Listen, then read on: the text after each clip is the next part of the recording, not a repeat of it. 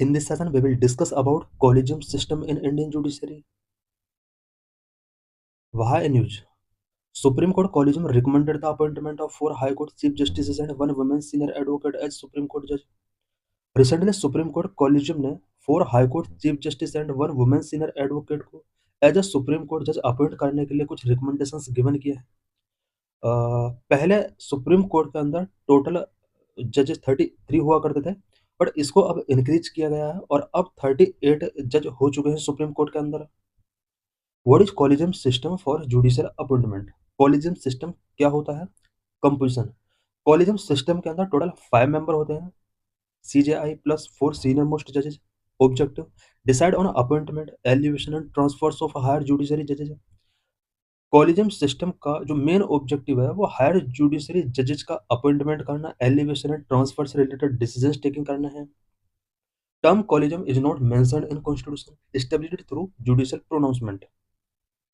Indian constitution में collegium term mention नहीं किया गया है, इसको ओनली जुडिशियल प्रोनाउंसमेंट के थ्रू एस्टेब्लिश किया गया है। Evolution of collegium system. India में कॉलेजियम सिस्टम का एवोल्यूशन कैसे हुआ, इसके लिए 4 जजेस केस इंपॉर्टेंट है।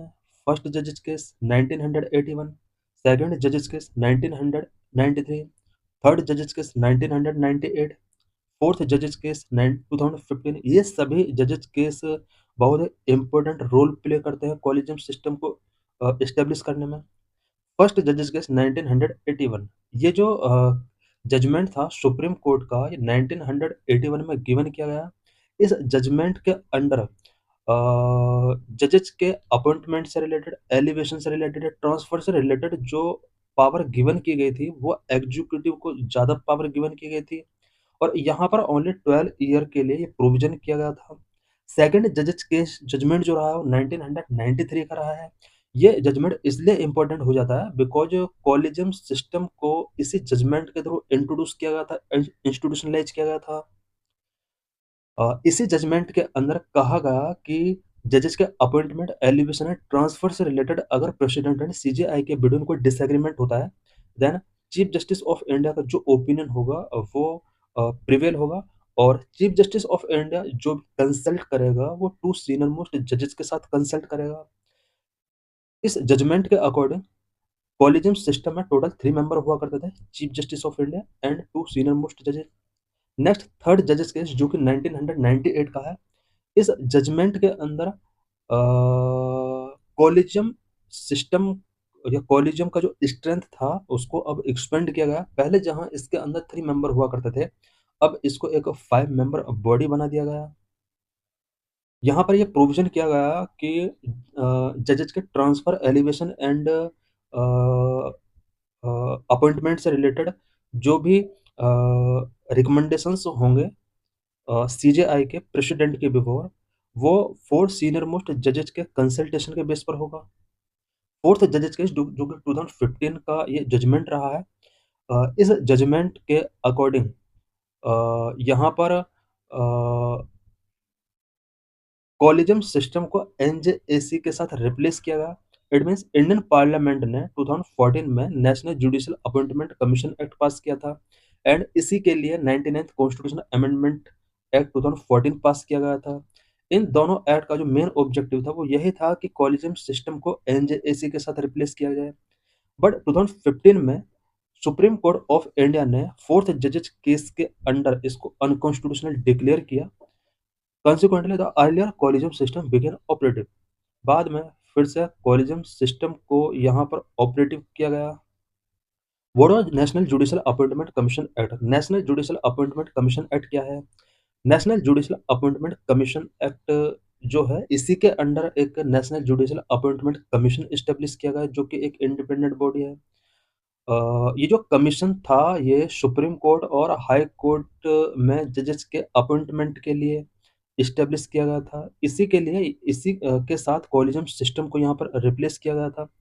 Objective to address concern over the collegium system's opacity, because ऐसा माना जा रहा था कि कॉलेजियम सिस्टम के अंदर बहुत ज़्यादा ओपेसिटी है। इससे रिलेटेड कंसर्न को एड्रेस करने के लिए NJAC यहाँ पर इस्टेब्लिश किया गया। कॉन्स्टिट्यूशनल अमेंडमेंट, यहाँ पर NJAC को इस्टेब्लिश करने के लिए एनजेएसी एक्ट 2014 पास किया गया and 99th constitutional amendment act भी इसके अंडर पास किया गया। ये जो अमेंडमेंट पास किया गया था या फिर एनजेएसी एक्ट जो पास किया गया था, ये एक ऐसा एक्ट था जिसके लिए 16th स्टेट लेजिस्लेचर के थ्रू भी इसको रेटिफाइड कराया गया था। एनजेएसी के अंडर टोटल 6 मेंबर हुआ करते थे, जिसमें चेयरमैन सीजेआई हुआ करता था। 2 सीनियर मोस्ट सुप्रीम कोर्ट जज इसके मेंबर हुआ करते थे। यूनियन लॉ मिनिस्टर इसका मेंबर हुआ करता था। 2 एमिनेंट सिविल सोसाइटी मेंबर भी इसके मेंबर हुआ करते थे। 2 सिविल सोसाइटी मेंबर्स जो इसके मेंबर हुआ करते थे, इनमें से एक member CJI, prime minister and leader of opposition के द्वारा कंप्राइज किए गए पैनल के थ्रू नॉमिनेट किया जाता था। वहीं दूसरा मेंबर जो इसके अंडर होता था, वो एससी, एसटी, ओबीसी और वुमेन में से कोई एक पर्सन होता था। वह NJAC was abolished by supreme court. NJAC को सुप्रीम कोर्ट के द्वारा 2015 में अबॉलिश किया गया। बट इसको अबॉलिश करने का बिग रीजन क्या था? इसका बिग रीजन यही था कि इस एनजेएसी जो टोटल ये एक कंपोजिशन हुआ करता था, इसमें किसी भी 2 मेंबर को वीटो पावर ग्रांट किया गया था। अब इस वीटो पावर का जो मिसयूज से रिलेटेड कंसर्न थे, वो रेज़ हुए। इट मीन्स यहाँ पर जो यूनियन लॉ मिनिस्टर या 2 एमिनेंट पर्सन्स ये मेजॉरिटी में यहाँ पर नॉन जुडिशियल मेंबर्स हैं, वो चाहे तो जुडिशियल मेंबर्स का जो ओपिनियन है, उसको ये डिसरिगार्ड कर सकते थे। यही वजह है कि सुप्रीम कोर्ट ने एनजेएसी को अबॉलिश किया। In 2015, a 5-judge bench ruled with a 4:1 majority that the NJAC was unconstitutional and violated the basic structure of Constitution. 2015 में 5 जज बेंच ने 4:1 मेजोरिटी के साथ एनजेएसी को अनकॉन्स्टिट्यूशनल डिक्लेयर किया और यहाँ पर कोर्ट ने कहा कि ये बेसिक स्ट्रक्चर ऑफ कॉन्स्टिट्यूशन का वायलेशन है। Reason: the bench underscored that the veto power with the law minister or with non-judge members, as against a Supreme Court judge who is a member of the collegium, may involve interference with the independence of judiciary. यहाँ पर जजेज ने ये underscore किया कि law minister या 2 non जज members जो हैं, ये सुप्रीम कोर्ट के जजेज के अगेंस्ट अपना वीटो यहाँ पर गिवन कर सकते हैं और ये जुडिशरी की इंडिपेंडेंसी में एक इंटरफेरेंस है। How CJI is appointed? Chief justice of India का अपॉइंटमेंट कैसे किया जाता है? Constitutional provisions, article 124 to article 124 के अकॉर्डिंग सीजेआई का अपॉइंटमेंट किया जाता है। Initiation of proposal: the union minister of law and justice seek the recommendations of the outgoing chief justice for their successor. Union law minister को यहाँ पर outgoing CJI से कुछ रिकमेंडेशंस यहाँ पर सीक करने होते हैं। इट मीन्स सबसे पहला जो स्टेप होता है, वो यही होता है कि चीफ जस्टिस ऑफ इंडिया अपने सक्सेसर के लिए यूनियन लॉ मिनिस्टर के बिफोर कुछ रिकमेंडेशंस गिवन करता है। Recommendation: the outgoing CJI recommend the senior most जज of the supreme court with a collegium of 4 senior most जजेस of the supreme court. Outgoing CJI जो होता है, वो सुप्रीम कोर्ट के अंदर जो सीनियर मोस्ट जज होता है, उसको एज अ सीजेआई अपॉइंट करने के लिए रिकमेंड करता है। साथ ही कॉलेजियम के अंदर जो सीनियर मोस्ट मेंबर होते हैं, यहाँ पर बिकॉज इस सिस्टम के अंदर भी कुछ जजेज को यहाँ पर अपॉइंट करना होता है, तो कॉलेजियम के अंदर जो भी 4 सीनियर मोस्ट जजेज हैं, उनके लिए भी ये रिकमेंडेशंस गिवन करता है। Government review: after receiving the CJI recommendation, the union law minister forward it to the prime minister. Union law minister को आउटगोइंग सीजेआई से जो भी रिकमेंडेशंस मिलते हैं, वो इन रिकमेंडेशंस को प्राइम मिनिस्टर के पास फॉरवर्ड करता है। Presidential appointment: the prime minister then advise the president on appointment. The president formally appoint the new CJI by warrant under their hand and seal. इसके बाद प्राइम मिनिस्टर अपॉइंटमेंट से related president को कुछ advice given करता है और last में president of India formally तरीके से सीजेआई को अपॉइंट कर लेता है under their hand and seal. Notification: once the appointment is approved, the department of justice officially announce the appointment and issue the necessary notification in the gazette of India. एक बार appointment अगर approve हो जाता है, then इस approval के बाद department of justice इस अपॉइंटमेंट के रिगार्डिंग ऑफिशियली अनाउंसमेंट करता है।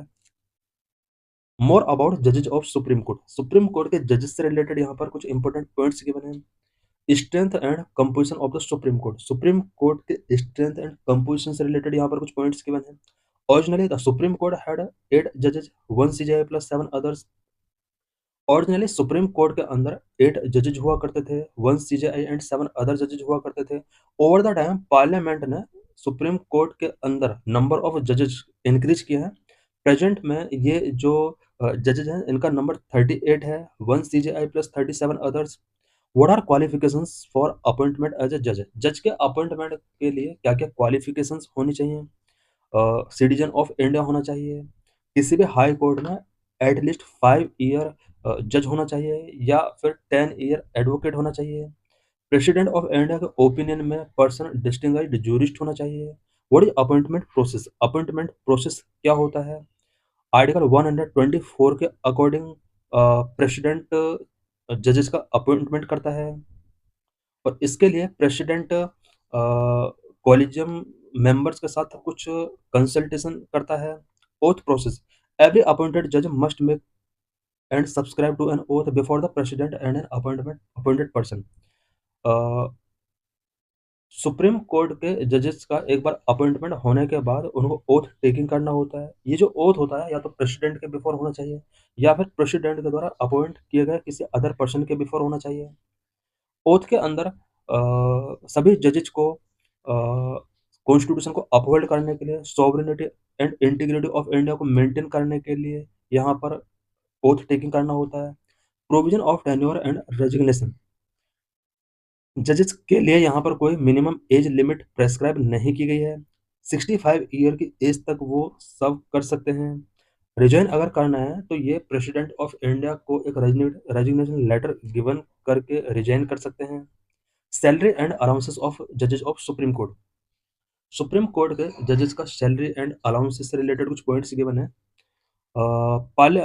सुप्रीम कोर्ट के ऑल जजेस के लिए सैलरी अलाउंस प्रिविलेज का जो डिसाइड किया जाता है वो पार्लियामेंट के थ्रू किया जाता है। ये सभी कंसोलिडेटेड फंड ऑफ इंडिया से चार्ज किए जाते हैं। What R post retirement restrictions? Supreme court के जज अगर रिटायर हो जाते हैं देन रिटायरमेंट के बाद कुछ रेस्ट्रिक्शंस इनको फेस करने होते हैं, सच एज वो इंडिया के किसी भी कोर्ट में लॉ प्रैक्टिस नहीं कर सकते।